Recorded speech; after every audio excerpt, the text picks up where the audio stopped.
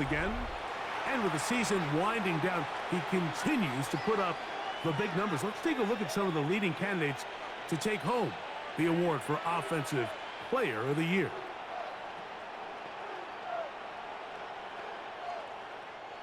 Operating from their own 23, they'll begin 1st and 10.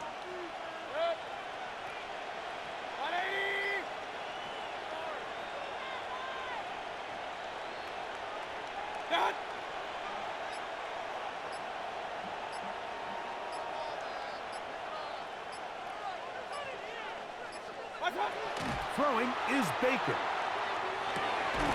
That one incomplete. The defender right there to make a play. And it's 2nd down.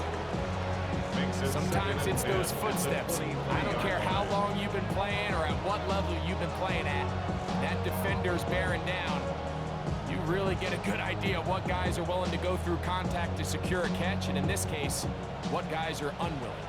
We'll try again. It's 2nd and 10.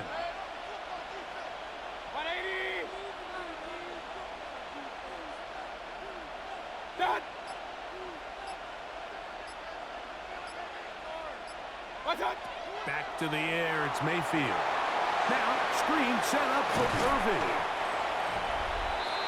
It just seems nowadays, Mike, there's so many running backs in the NFL that you can classify as being dual threats. Of course, we see them every week make their impact on the ground.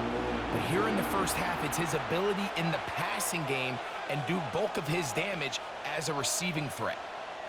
Here's 3rd and 2.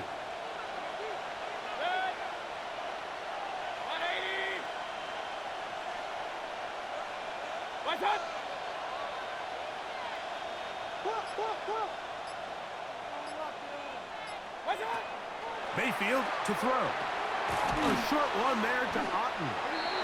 So now a timeout for the Vikings. That is their first, as the clock will stop with 21 seconds to go until halftime. 4th down.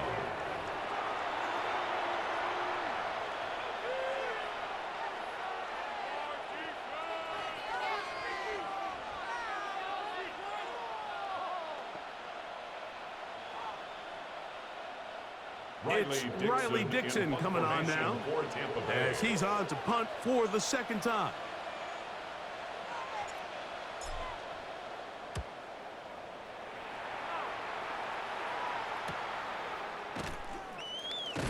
And he's going to lose yardage on this return. Trying to retreat, but is covering up.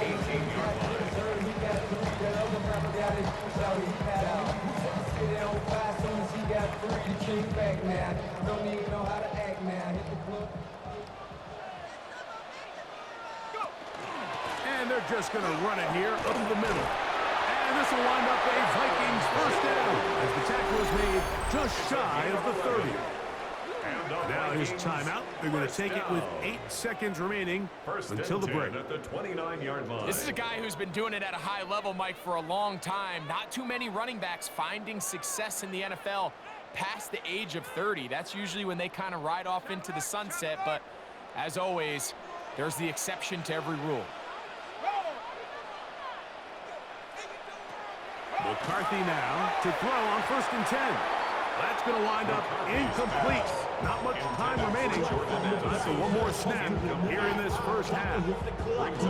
He just rushed that decision just a little bit downfield. I mean, it's one thing to trust your guy to make a play in tight coverage, but I think if he was a little bit more patient in his progression, there was an easier throw out there that wouldn't make him have to throw such a tight window ball and put his receiver in a tight spot.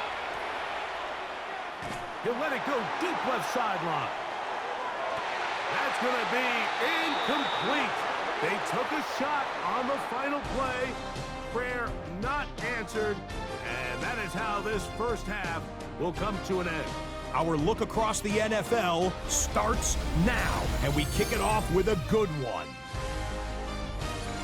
Okay, Mike, thanks very much.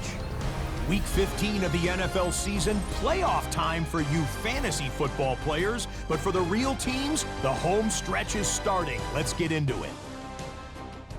And this is Caleb Williams. He connects here on a 36-yard touchdown. The Bears wind up taking this one by a touchdown.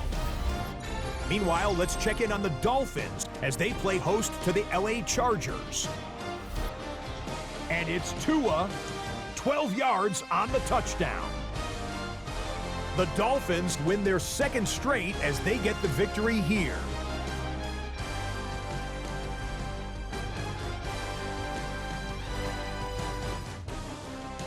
Lastly, let's go out to Arrowhead, the Chiefs hosting the New England Patriots. And it's Patrick Mahomes. A 4-yard touchdown pass in the box score. The Chiefs get the victory, 27-13, the final score. With that, let's give you a look at the playoff picture in the AFC through 15 weeks. Meanwhile, in our game, both teams have been able to move the ball effectively. It might be a question of which defense can make a stand in the second half. As we get you back out to the second half and rejoin Mike Tirico and Greg Olson.